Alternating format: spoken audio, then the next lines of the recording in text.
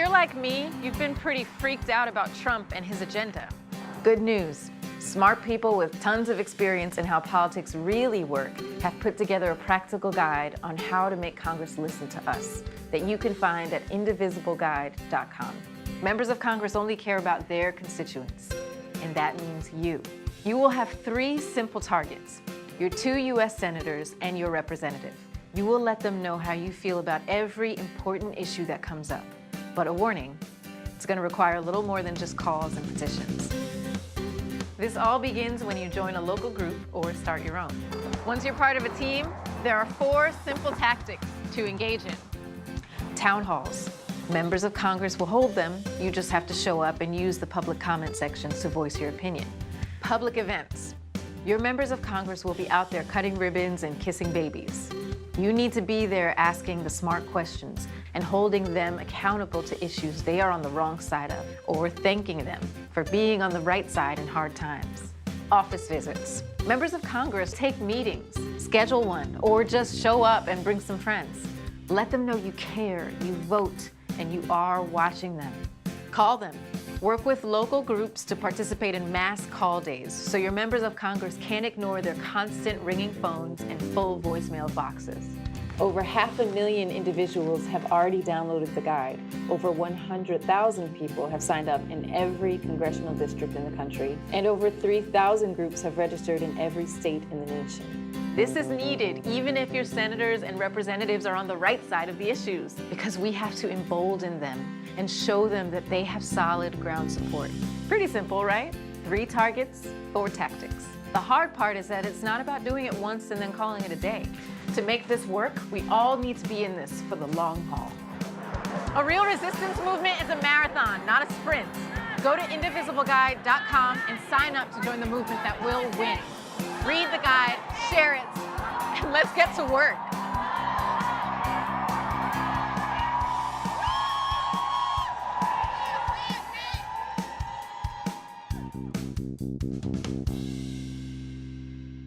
There is no justice when so few have so much and so many have so little. Indivisible, a practical guide for resisting the Trump agenda.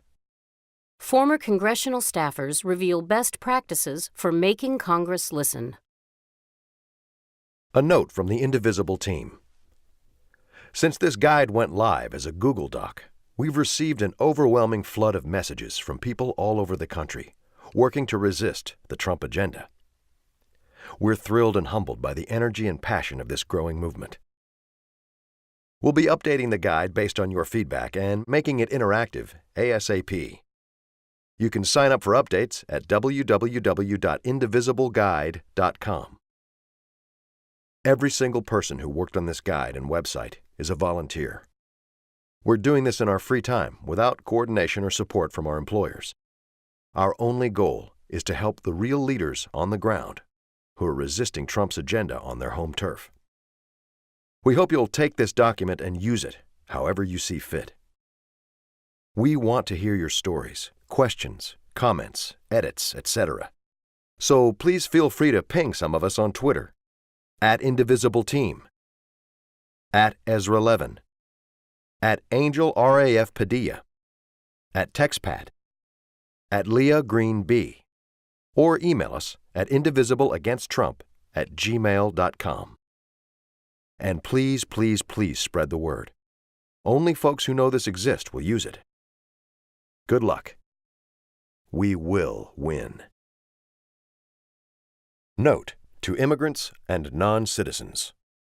The U.S. Constitution ensures equal representation for all individuals living in the United States, regardless of income, race, ethnicity, gender, sexual orientation, age, or immigration status. Non-citizens, though they may lack the right to vote in federal elections, have the right to have their voices heard by their representatives in Congress. This guide is intended to serve as a resource to all individuals who would like to more effectively participate in the democratic process. While we encourage non-citizens to participate to the extent that they are able, Individuals should only take actions that they are comfortable taking and should consider their particular set of circumstances before engaging in any of these activities. Individuals are under no obligation to provide any personally identifiable information to a member of Congress or their staff. Individuals may be asked for their name and zip code, but this is only to confirm that the person is a constituent, and providing this information is strictly voluntary. No one is required to provide any additional information, such as address, Social Security number, or immigration status. Introduction. Who is this document by and for? We are former progressive congressional staffers who saw the Tea Party beat back President Obama's agenda. We see the enthusiasm to fight the Trump agenda and want to share insider info on how best to influence Congress to do that. You want to do your part to beat back the Trump agenda and understand that will require more than calls and petitions. You should use this guide, share it, amend it, make it your own, and get to work. Donald Trump is the biggest popular vote loser in history to ever call himself president-elect. In spite of the fact that he has no mandate, he will attempt to use his congressional majority to reshape America in his own racist, authoritarian, and corrupt image. If progressives are going to stop this, we must stand indivisibly opposed to Trump and the members of Congress, or MOCs, who would do his bidding. Together, we have the power to resist, and we have the power to win. We know this because we've seen it before. The authors of this guide are former congressional staffers who witnessed the rise of the Tea Party. We saw these activists take on a popular president with a mandate for change and a supermajority in Congress. We saw them organize locally and convince their own MOCs to reject President Obama's agenda. Their ideas were wrong, cruel, and tinged with racism, and they won. We believe that protecting our values, our neighbors, and ourselves will require mounting a similar resistance to the Trump agenda, but a resistance built on the values of inclusion, tolerance, and fairness. Trump is not popular. He does not have a mandate. He does not have large congressional majorities. If a small minority in the Tea Party can stop President Obama, then we, the majority, can stop a petty tyrant named Trump. To this end, the following chapters offer a step-by-step guide for individuals, groups, and organizations looking to replicate the Tea Party's success in getting Congress to listen to a small, vocal, dedicated group of constituents. This guide is intended to be equally useful for stiffening Democratic spines and weakening pro-Trump Republican resolve. We believe that the next 4 years depend on Americans across the country standing indivisible against the Trump agenda. We believe that buying into false promises or accepting partial concessions will only further empower Trump to victimize us and our neighbors. We hope that this guide will provide those who share that belief useful tools to make Congress listen. Summary. Here's a quick and dirty summary of this document. While this page summarizes top-level takeaways, the full document describes how to actually carry out these activities. Chapter 1. How Grassroots Advocacy Worked to Stop President Obama. We examine lessons from the Tea Party's rise and recommend 2 key strategic components. Number 1, a local strategy targeting individual members of Congress, MOCs. Number 2, a defensive approach purely focused on stopping Trump from implementing an agenda built on racism, authoritarianism, and corruption. Chapter 2. How your MOC thinks. Re-election, re-election, re-election, and how to use that to save democracy. MOCs want their constituents to think well of them, and they want good local press.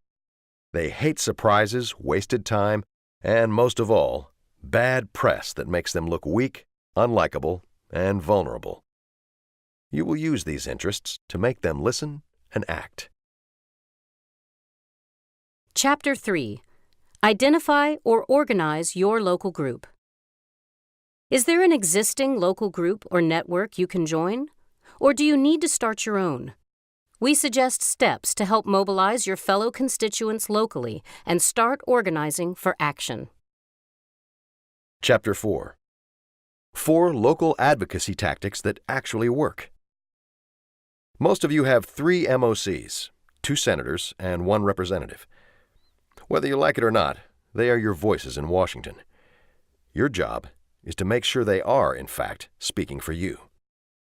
We've identified 4 key opportunity areas that just a handful of local constituents can use to great effect. Always record encounters on video, prepare questions ahead of time, coordinate with your group, and report back to local media. 1. Town halls.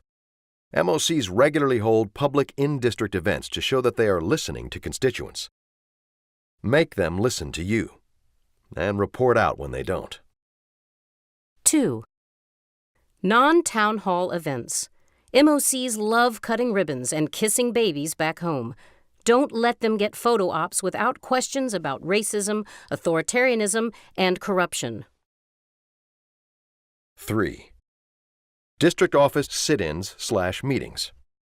Every MOC has 1 or several district offices. Go there. Demand a meeting with the MOC. Report to the world if they refuse to listen. 4. Coordinated calls.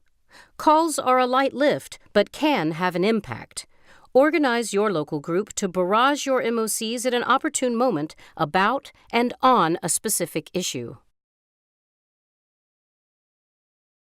Chapter 1. How grassroots advocacy worked to stop President Obama. If they succeed, or even half succeed, the Tea Party's most important legacy may be organizational, not political. Jonathan Rauch.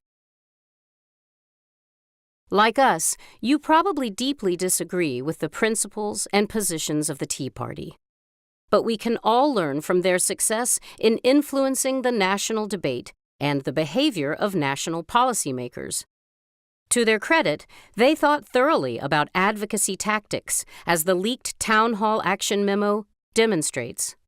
This chapter draws on both research and our own experiences as former congressional staffers to illustrate the strengths of the Tea Party movement and to provide lessons to leverage in the fight against Trump's racism, authoritarianism, and corruption. The Tea Party's 2 key strategic choices. The Tea Party's success came down to 2 critical strategic elements. 1. They were locally focused. The Tea Party started as an organic movement built on small local groups of dedicated conservatives. Yes, they received some support and coordination from above, but fundamentally, all the hubbub was caused by a relatively small number of conservatives working together. Groups started as disaffected conservatives talking to each other online. In response to the 2008 bank bailouts and President Obama's election, groups began forming to discuss their anger and what could be done. They eventually realized that the locally based discussion groups themselves could become a powerful tool. Groups were small, local, and dedicated. Tea Party groups could be fewer than 10 people, but they were highly localized and dedicated significant personal time and resources. Members communicated with each other regularly, tracked developments in Washington, and coordinated advocacy efforts together. Groups were relatively few in number. The Tea Party was not hundreds of thousands of people spending every waking hour focused on advocacy. Rather, the efforts were somewhat modest. Only 1 in 5 self-identified Tea Partiers contributed money or attended events. On any given day in 2009 or 2010, only 20 local events, meetings, trainings, town halls, etc., were scheduled nationwide. In short, a relatively small number of groups were having a big impact on the national debate. What the Tea Party accomplished. The Tea Party organized to end hope for progressive reform under President Obama. Their members changed votes and defeated legislation, radically slowed federal policymaking, forced Republicans to reject compromise, shaped national debate over President Obama's agenda, paved the way for the Republican takeover in 2010 and Donald Trump today. These were real, tangible results by a group that represented only a small portion of Americans. The Tea Party's ideas were wrong. The Tea Party's ideas were wrong and their behavior was often horrible.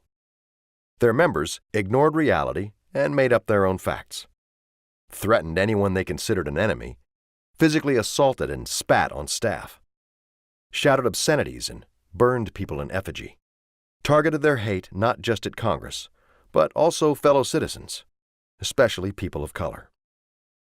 We are better than this. We are the majority, and we don't need petty scare tactics to win. 2. They were almost purely defensive. The Tea Party focused on saying no to members of Congress on their home turf. While the Tea Party activists were united by a core set of shared beliefs, they actively avoided developing their own policy agenda. Instead, they had an extraordinary clarity of purpose, united in opposition to President Obama. They didn't accept concessions and treated weak Republicans as traitors. Groups focused on defense, not policy development. In response to the 2008 bank bailouts and President Obama's election, groups began forming to discuss their anger and what could be done. They eventually realized that the locally based discussion groups themselves could be a powerful tool. Groups rejected concessions to Democrats and targeted weak Republicans. Tea Partiers viewed concessions to Democrats as betrayal. This limited their ability to negotiate, but they didn't care. Instead, they focused on scaring congressional Democrats and keeping Republicans honest. As a result, few Republicans spoke against the Tea Party for fear of attracting blowback. Groups focused on local congressional representation. Tea Partiers primarily applied this defensive strategy by pressuring their own local MOCs. This meant demanding that their representatives and senators be their voice of opposition on Capitol Hill.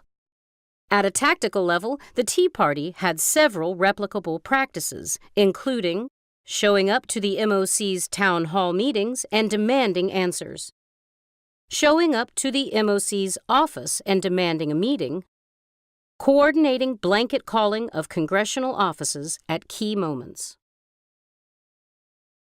Using these lessons to fight the Trump agenda. For the next 2 years, Donald Trump and congressional Republicans will control the federal government. But they will depend on just about every MOC to actually get laws passed. And those MOCs care much more about getting reelected than they care about any specific issue. By adopting a defensive strategy that pressures MOCs, we can achieve the following goals. Stall the Trump agenda by forcing them to redirect energy away from their priorities. Congressional offices have limited time and limited people. A day that they spend worrying about you is a day they're not ending Medicare, privatizing public schools, or preparing a Muslim registry. Sap representatives' will to support or drive reactionary change. If you do this right, you will have an outsized impact. Every time your MOC signs onto a bill, takes a position, or makes a statement, a little part of his or her mind will be thinking, how am I going to explain this to the angry constituents who keep showing up at my events and demanding answers? Reaffirm the illegitimacy of the Trump agenda. The hard truth is that Trump, McConnell, and Ryan will have the votes to cause some damage. But by objecting as loudly and powerfully as possible, and by centering the voices of those who are most affected by their agenda, you can ensure that people understand exactly how bad these laws are from the very start, priming the ground for the 2018 midterms and their repeal when Democrats retake power. Shouldn't we put forward an alternate, positive agenda? A defensive strategy does not mean dropping your own policy priorities or staying silent on an alternate vision for our country over the next 4 years. What it means is that when you're trying to influence your MOC, you will have the most leverage when you are focused on whatever the current legislative priority is. You may not like the idea of being purely defensive. We certainly don't. As progressives, our natural inclination is to talk about the things we're for: a clean climate, economic justice, health care for all, racial equality, gender and sexual equality, and peace and human rights. These are the things that move us. But the hard truth of the next 4 years is that we're not going to set the agenda. Trump and congressional Republicans will, and we'll have to respond. The best way to stand up for the progressive values and policies we cherish is to stand together, indivisible, to treat an attack on one as an attack on all.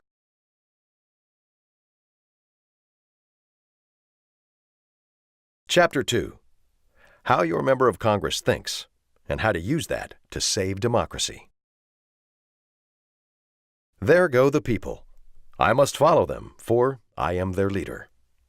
Alexandre Ledru-Rollin. This chapter explains how congressional offices and the people within them work, and what that means for your advocacy strategy. It's all about re-election, re-election, re-election. To influence your own member of Congress, MOC, you have to understand one thing. Every House member runs for office every 2 years, and every senator runs for election every 6 years. Functionally speaking, MOCs are always either running for office or getting ready for their next election, a fact that shapes everything they do. To be clear, this does not mean that your MOC is cynical and unprincipled. The vast majority of people in Congress believe in their ideals and care deeply about representing their constituents and having a positive impact. But they also know that if they want to make change, they need to stay in office. This constant re-election pressure means that MOCs are enormously sensitive to their image in the district or state and will work very hard to avoid signs of public dissent or disapproval. What every MOC wants, regardless of party, is for his or her constituents to agree with the following narrative. My MOC cares about me, shares my values, and is working hard for me. What every MOC wants their constituents to think. Help! My member of Congress is in a safe district. If your actions threaten this narrative, then you will unnerve your MOC and change their decision-making process. If your MOC is in a heavily Democratic or Republican district, you may assume that they have a safe seat, and there's nothing you can do to influence them. This is not true. The reality is that no MOC ever considers themselves to be safe from all threats. MOCs who have nothing to fear from a general election still worry about primary challenges. More broadly, no one stays an MOC without being borderline compulsive about protecting their image. Even the safest MOC will be deeply alarmed by signs of organized opposition, because these actions create the impression that they're not connected to their district and not listening to their constituents. Help! My MOCs are actually pretty good. Congratulations! Your senators and representatives are doing what they should do to fight racism, authoritarianism, and corruption. They're making the right public statements, co-sponsoring the right bills, and voting the right way. So how does this change your strategy? 2 key things to keep in mind. Do not switch to targeting other MOCs who don't represent you. They don't represent you, and they don't care what you have to say. Stick with your own local MOCs. Do use this guide to engage with your MOCs locally. Instead of pressuring them to do the right thing, praise them for doing the right thing. This is important because it will help ensure that they continue to do the right thing. Congressional staff are rarely contacted when the MOC does something good. Your efforts locally will provide highly valuable positive reinforcement. What does an MOC's office do, and why? An MOC's office is composed of roughly 15 to 25 staff for House offices and 60 to 70 for Senate offices, spread across D.C. and one or several district offices. MOC offices perform the following functions. Constituent services. Staff connect with both individual constituents and local organizations, serving as a link to and an advocate within the federal government on issues such as visas, grant applications, and public benefits. Communicate with constituents directly. Staff take calls, track constituent messages, and write letters to stay in touch with constituents' priorities. Follow up on specific policy issues that constituents have expressed concern about, and reinforce the message that they are listening. Meet with constituents. MOCs and staff meet with constituents to learn about local priorities and build connections. Seek and create positive press. Staff try to shape press coverage and public information to create a favorable image for the MOC. Host and attend events in district. Representatives host and attend events in the district to connect with constituents, understand their priorities, and get good local press. Actual legislating. MOCs and staff decide their policy positions, develop and sponsor bills, and take votes based on a combination of their own beliefs, pressure from leadership and lobbyists, and pressure from their constituents. What your MOC cares about. When it comes to constituent interactions, MOCs care about things that make them look good, responsive, and hardworking to the people of their district. In practice, that means that they care about some things very much and other things very little. Your MOC cares a lot about verified constituents from the district or state for senators. Advocacy that requires effort. The more effort, the more they care. Calls, personal emails, and especially showing up in person in the district. Local press and editorials, maybe national press. An interest group's endorsement. Groups of constituents, locally famous individuals, or big individual campaign contributors. Concrete asks that entail a verifiable action. Vote for a bill, make a public statement, etc. A single ask in your communication, letter, email, phone call, office visit, etc. Your MOC doesn't care much about people from outside the district or state for senators. Form letters, a tweet or a Facebook comment, unless they generate widespread attention. Wonky DC-based news. This one kind of depends on the MOC. Your thoughtful analysis of the proposed bill. A single constituent. General ideas about the world. A laundry list of all the issues you're concerned about. What your MOC is thinking, good outcome versus bad outcome. To make this a bit more concrete and show where advocacy comes in, we'll discuss some examples of actions that an MOC might take, what they're hoping to see happen as a result, and what they really don't want to see happen. Some MOCs will go to great lengths to avoid bad outcomes, even as far as changing their positions or public statements. Example action. Letter to a constituent. Desired outcome. Constituent feels happy that their concerns were answered. Bad outcome. Constituent posts letter on social media saying it didn't answer their question or wasn't answered for weeks or months. Calls Congressman Bob unresponsive and untrustworthy. Example action. In-district event. Desired outcome. Local newspaper reports that Congresswoman Sarah appeared at opening of new bridge, which she helped secure funding for. Bad outcome. Local newspaper reports that protesters barraged Congresswoman Sarah with questions about corruption in the infrastructure bill. Example action. Town hall listening session. Desired outcome. Local newspaper reports that Congressman Bob hosted a town hall and discussed his work to balance the budget. Bad outcome. Local newspaper reports that angry constituents strongly objected to Congressman Bob's support for privatizing Medicare. Example action. Policy position. Desired outcome. Congresswoman Sarah votes on a bill and releases a press statement hailing it as a step forward. Bad outcome.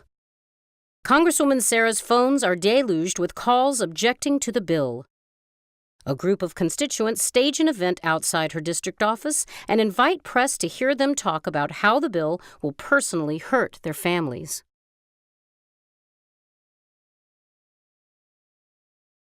Chapter 3. Organizing a local group to fight for your congressional district. We need in every bay and community a group of angelic troublemakers. Bayard Rustin.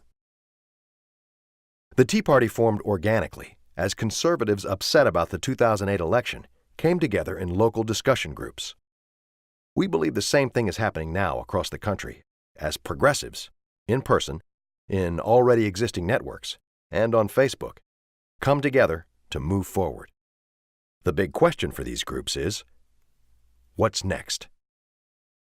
If you're listening to this, you're probably already a part of a local network of people who want to stop the Trump agenda, even if it's just your friends or a group on Facebook. This chapter is about how to take that energy to the next level and start fighting locally to take the country back. Should I form a group? There's no need to reinvent the wheel. If an activist group or network is already attempting to do congressional advocacy along these lines, just join up with them. Depending on your representative's district, it may make sense to have more than one group.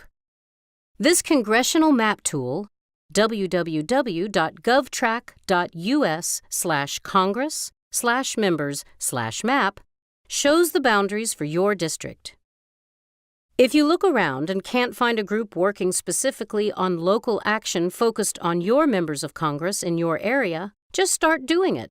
It's not rocket science. You really just need two things: 10 or so people, but even fewer is a fine start, who are geographically nearby, ideally in the same congressional district.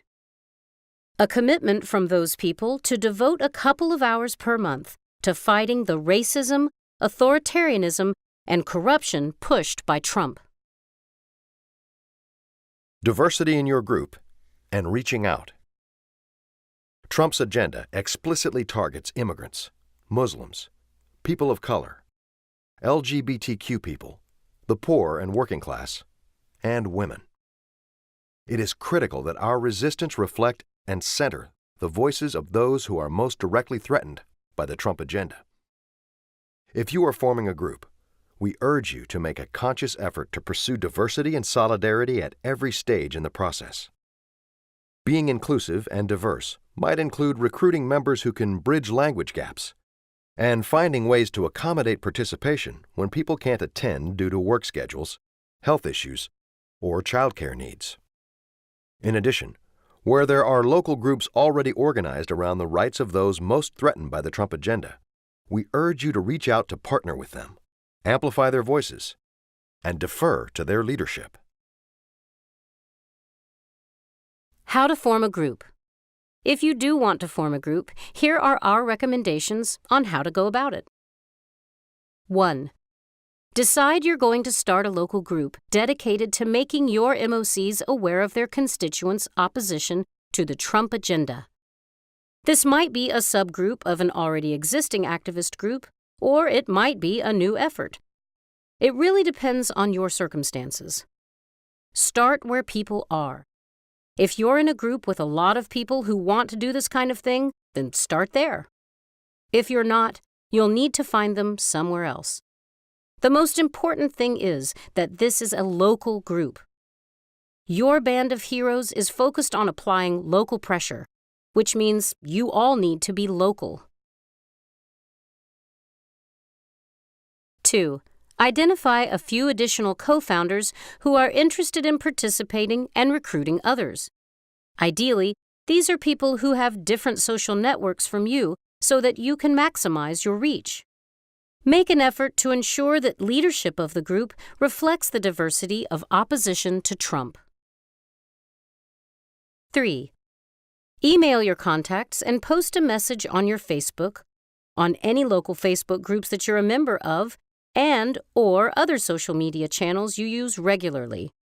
Say that you're starting a group for constituents of Congresswoman Sarah dedicated to stopping the Trump agenda, and ask people to email you to sign up. How do I recruit people to take action? Most people are moved to take action through individual conversations. Here are some tips for having successful conversations to inspire people to take action with your group. 1. Get the story. What issue does the other person care about?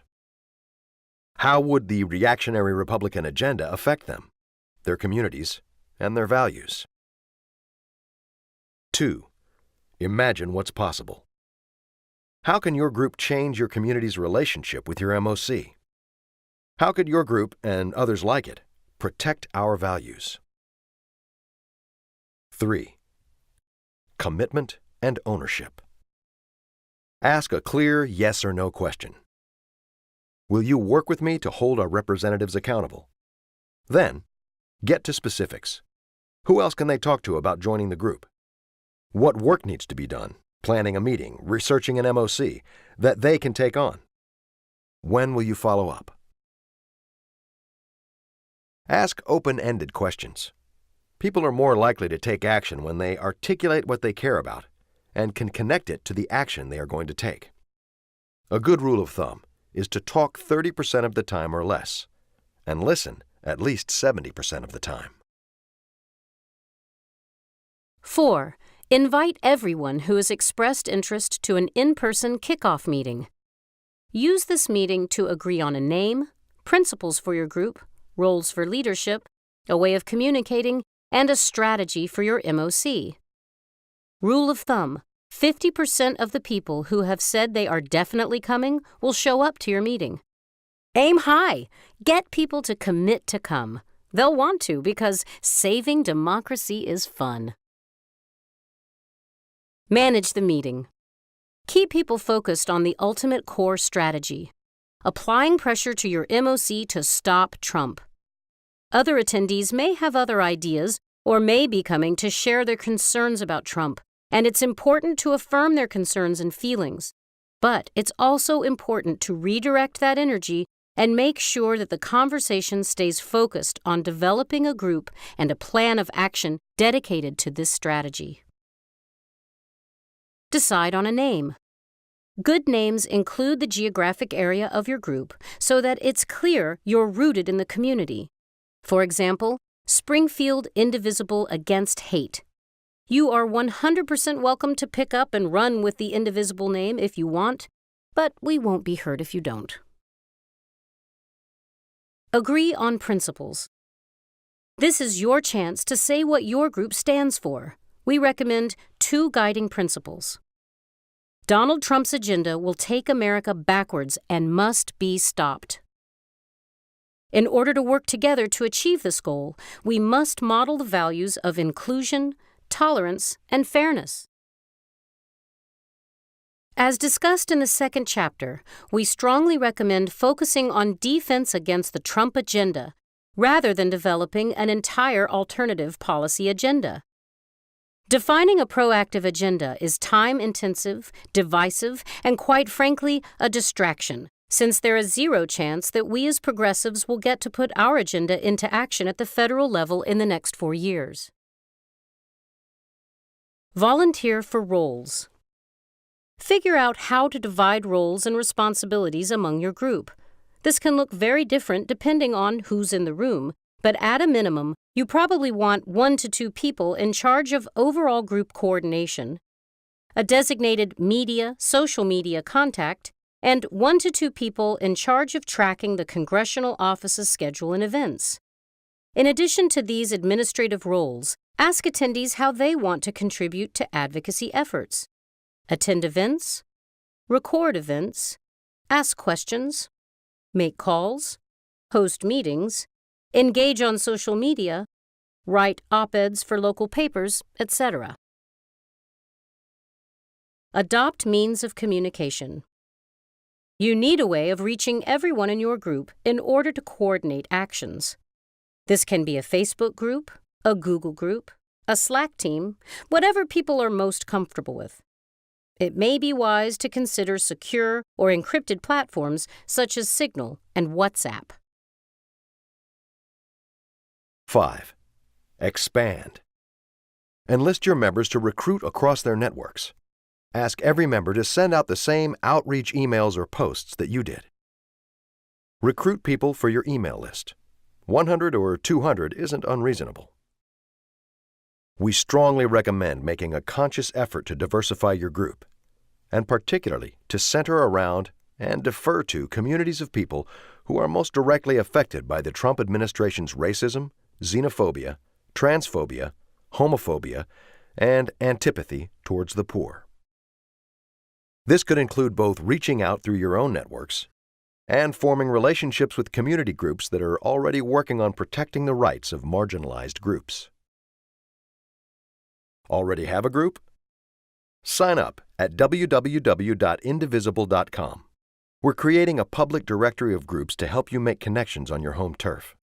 We'll also be sending special updates to group leaders to help build local congressional action plans. Your group may be pursuing the Indivisible strategy as your main goal or as part of a broader mission. Whatever works. Chapter 4. 4 local advocacy tactics that actually work. Every moment is an organizing opportunity. Every person a potential activist. Every minute a chance to change the world. Dolores Huerta. This chapter describes the nuts and bolts of implementing 4 advocacy tactics to put pressure on your 3 members of Congress, your representative and 2 senators. Before we get there, though, there's a few things all local groups should do. Begin with these 5 steps to gather intel. Before anything else, take the following 5 steps to arm yourself with information necessary for all future advocacy activities. 1. Find your 3 MOCs, their official websites, and their office contact info at www.callmycongress.com. 2. Sign up on your MOC's website to receive regular email updates, invites to local events, and propaganda to understand what they're saying. Every MOC has an e-newsletter. 3. Find out where your MOC stands on the issues of the day. Appointments of white supremacists, tax cuts for the rich, etc. Review their voting history at votesmart.org. Research their biggest campaign contributors at opensecrets.org. 4. Set up a Google News alert at google.com/alerts. For example, for Representative Bob Smith, to receive an email whenever your MOC is in the news. 5.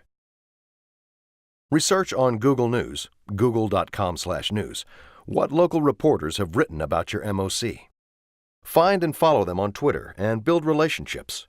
Before you attend or plan an event, reach out and explain why your group is protesting and provide them with background materials and a quote. Journalists on a deadline, even those who might not agree with you, appreciate when you provide easy material for a story. Note on safety and privilege. We do not yet know how Trump supporters will respond to organized shows of opposition, but we have seen enough to be very concerned that minorities will be targeted or singled out. Plan your actions to ensure that no one is asked to take on a role that they're not comfortable with, especially those roles that call for semi-confrontational behavior. And be mindful of the fact that not everyone is facing an equal level of threat. Members of your group who enjoy more privilege should think carefully about how they can ensure that they are using their privilege to support other members of the group. If you are concerned about potential law enforcement intimidation, consider downloading your state's version of the ACLU Mobile Justice app to ensure that any intimidating behavior is captured on film. Opportunity 1. Town halls and listening sessions. MOCs regularly hold town halls or public listening sessions throughout their districts or state. Tea Partiers use these events to great effect, both to directly pressure their MOCs and to attract media to their cause. Preparation. 1. Find out when your MOC's next public town hall event is. Sometimes these are announced well in advance, and sometimes they are public, but only sent to select constituents through mailings shortly before the event. If you can't find any announcements online, call your MOC directly to find out. When you call, be friendly and say to the staffer, "Hi, I'm a constituent and I'd like to know when his or her next town hall forum will be." If they don't know, ask to be added to the email list so that you get notified when they do. 2. Send out a notice of the town hall to your group and get commitments from your members to attend. Distribute to all of them whatever information you have on your MOC's voting record, as well as the prepared questions. 3. Prepare several questions ahead of time for your group to ask. Your questions should be sharp and fact-based, ideally including information on the MOC's record, votes they've taken, or statements they've made. Thematically, they should focus on a limited number of issues to maximize impact. Prepare 5 to 10 of these questions and hand them out to your group ahead of the meeting. Example question. I and many district families in Springfield rely on Medicare. I don't think we should be rationing health care for seniors, and the plan to privatize Medicare will create serious financial hardship for seniors who can't afford it. You haven't gone on the record opposing this. Will you commit here and now to vote no on Bill X to cut Medicare? Should I bring a sign? Signs can be useful for reinforcing the sense of broad agreement with your message. However, if you're holding an oppositional sign, staffers will almost certainly not give you or the people with you the chance to get the mic or ask a question.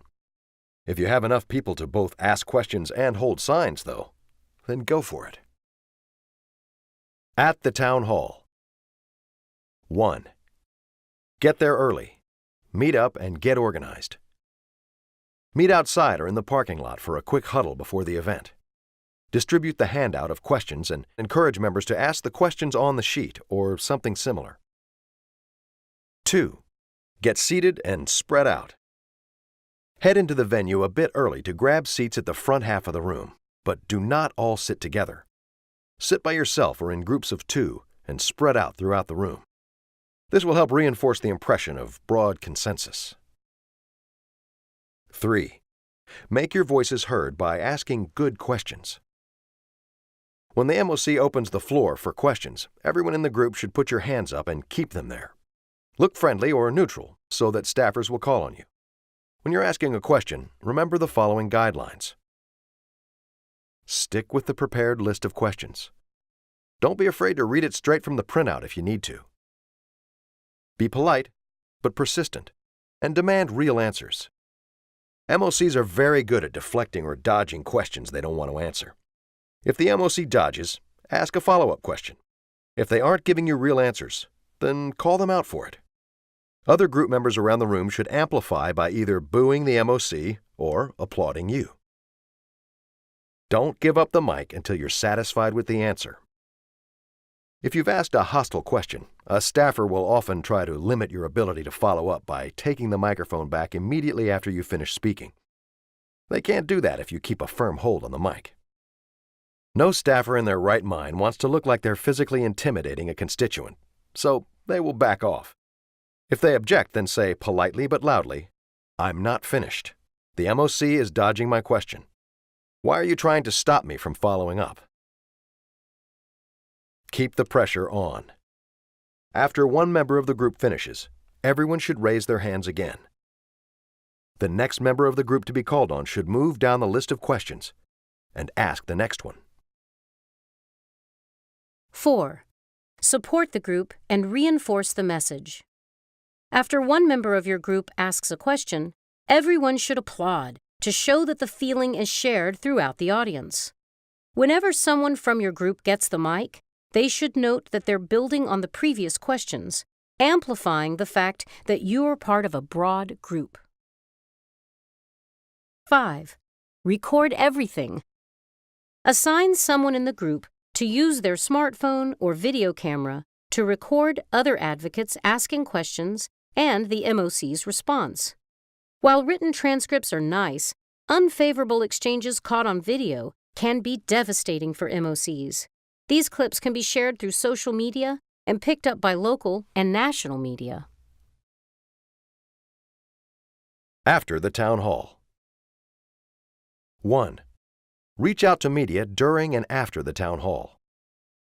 If there's media at the town hall, the people who ask questions should approach them afterwards and offer to speak about their concerns.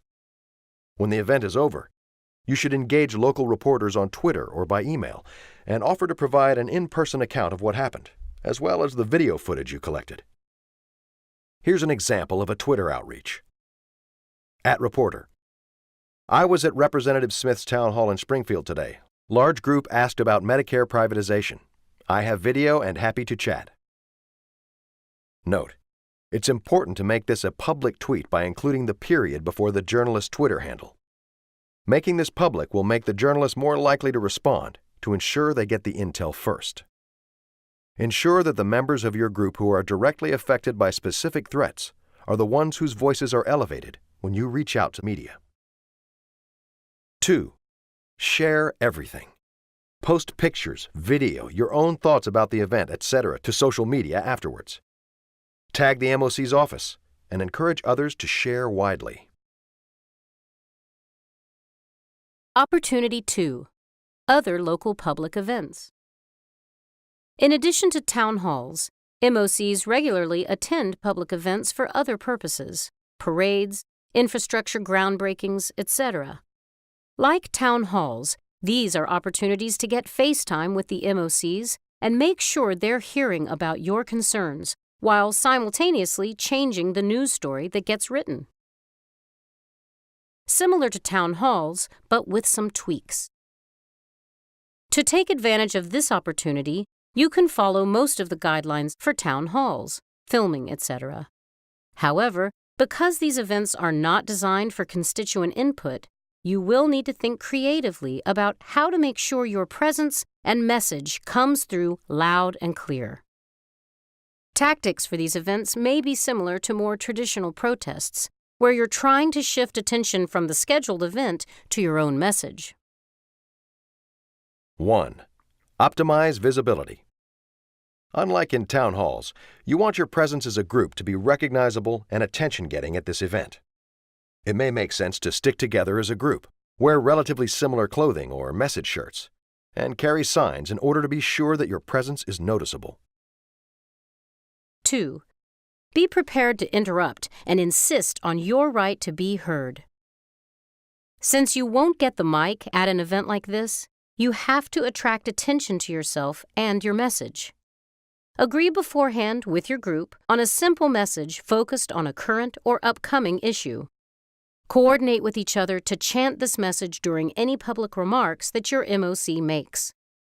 This can be difficult and a bit uncomfortable, but it sends a powerful message to your MOC that they won't be able to get press for other events until they address your concerns. 3. Identify and try to speak with reporters on the scene.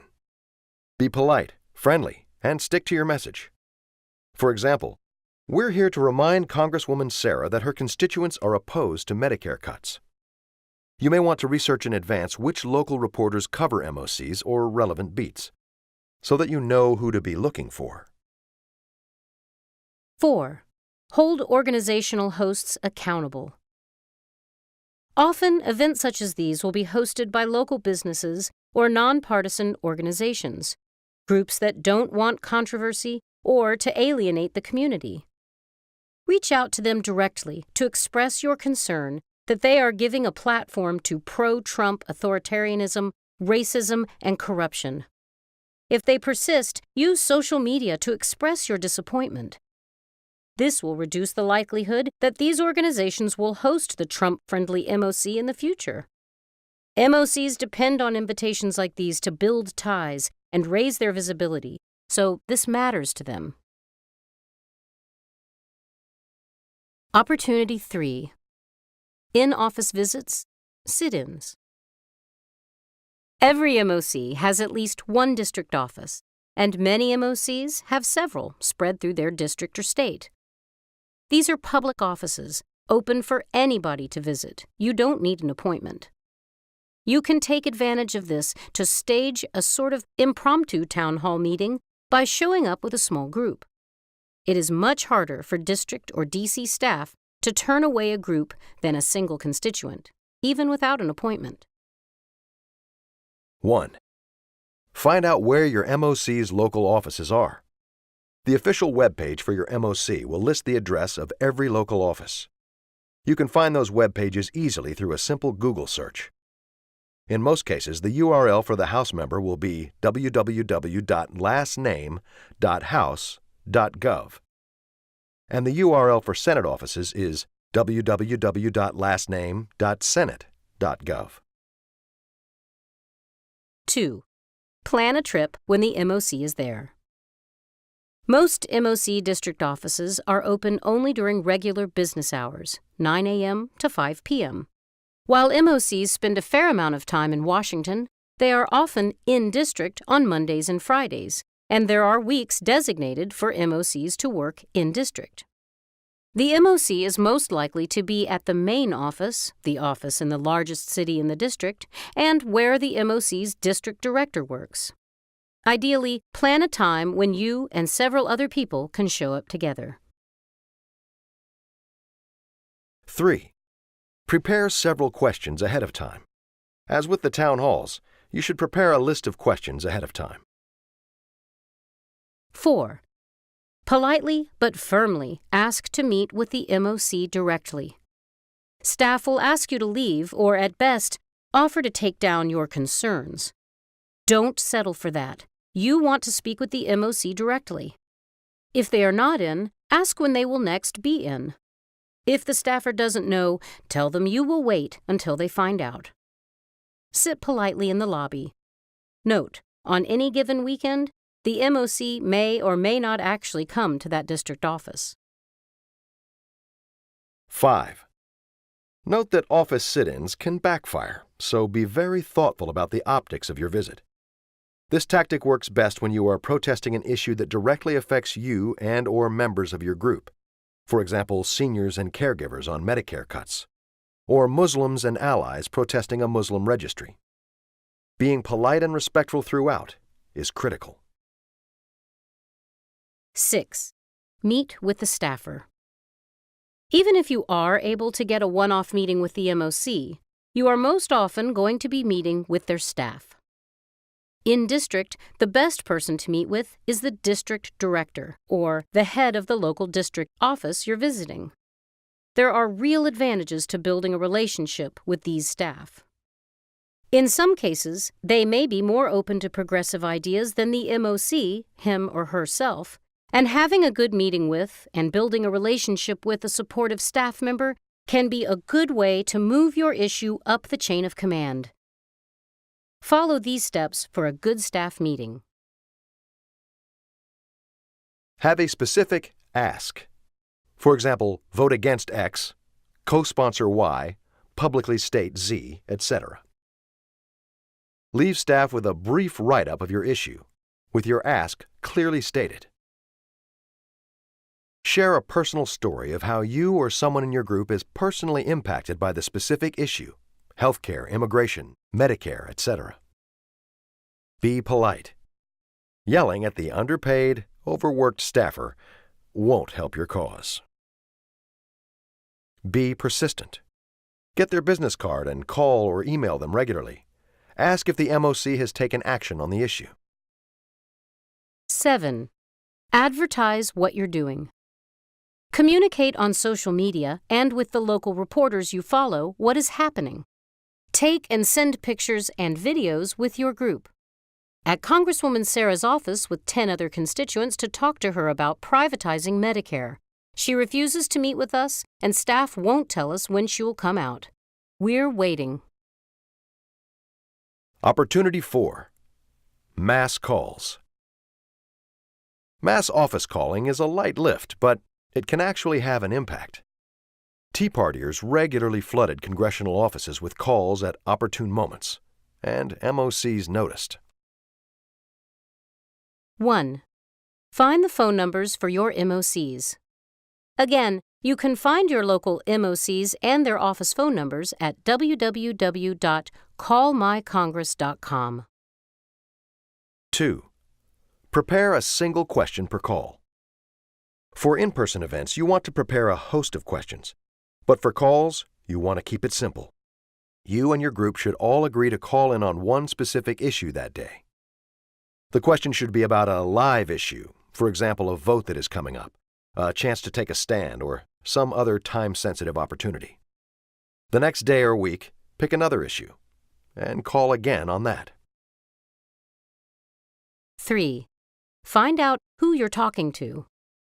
In general, the staffer who answers the phone will be an intern, a staff assistant, or some other very junior staffer in the MOC's office.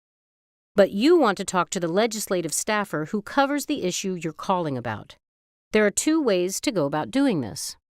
Ask to speak to the staffer who handles the issue, immigration, healthcare, etc. Junior staff are usually directed to not tell you who this is and just take down your comment instead. On a different day, call and ask whoever answers the phone, "Hi, can you confirm the name of the staffer who covers immigration, healthcare, etc.? Staff will generally tell you the name. Say, "Thanks," and hang up. Ask for the staffer by name when you call back next time. 4. If you're directed to voicemail, follow up with an email. Then follow up again. Getting more senior legislative staff on the phone is tough.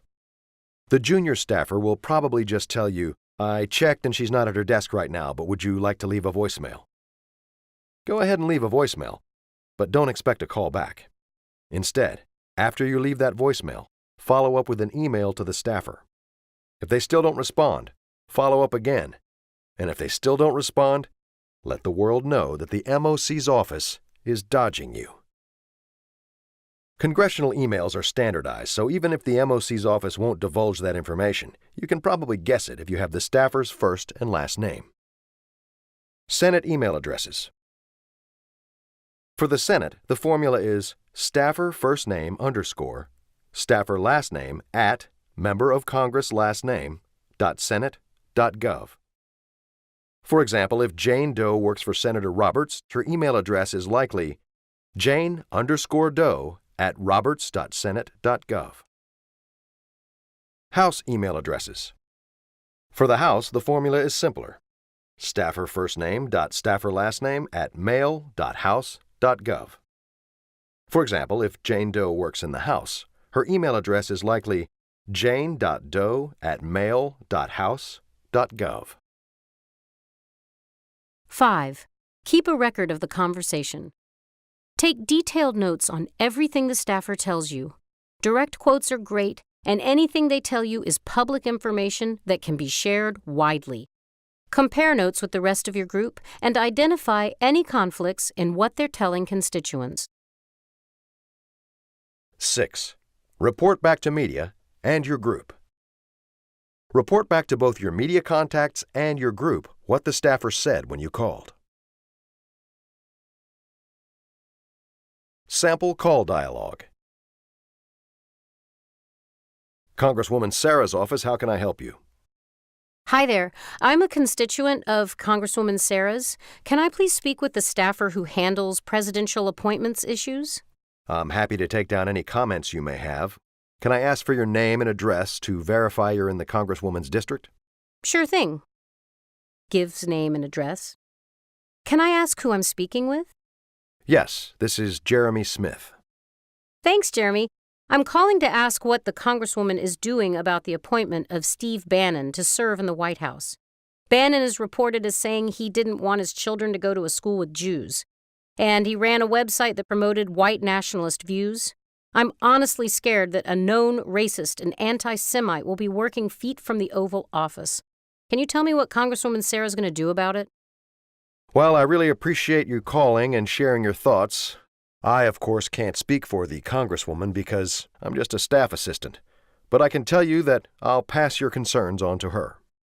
I appreciate that, Jeremy, but I don't want you to just pass my concerns on. I would like to know what the Congresswoman is doing to stop this. If they stick with this "I'm just a staffer" line, ask them when a more senior staffer will get back to you with an answer to your question. I'm afraid we don't take positions on personnel appointments. Why not? Personnel appointments are the president's responsibility. We have no control over them. But Congresswoman Sarah has the ability to speak out and say that this is unacceptable. Other members of Congress have done so. Why isn't Congresswoman Sarah doing that? As I said, this is the president's responsibility. It's not our business to have a position on who he chooses for his staff. It is everyone's business if a man who promoted white supremacy is serving as an advisor to the president.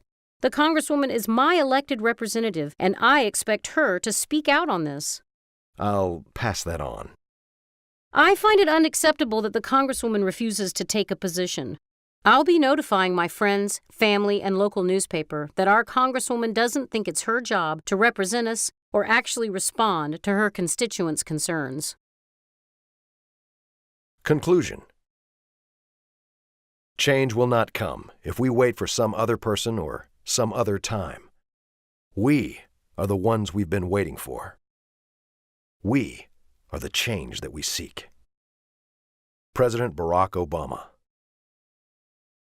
We wrote this guide because we believe that the coming years will see an unprecedented movement of Americans rising up across the country to protect our values, our neighbors, and ourselves.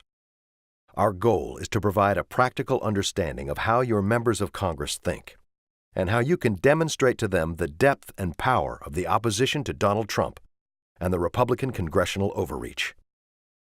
This is not a panacea, nor is it intended to stand alone. We strongly urge you to marry the strategy in this guide with a broader commitment to creating a more just society, building local power, and addressing systemic injustice and racism.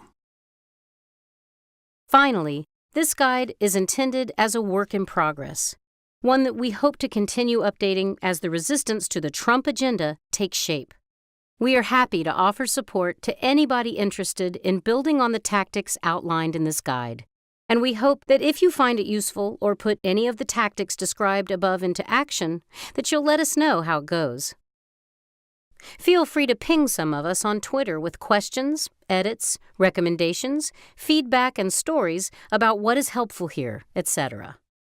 At Indivisible Team, at Ezra Levin, at Angel RAF Padilla, at TextPat, at Leah Green B, or email indivisibleagainsttrump@gmail.com. Good luck. We will win.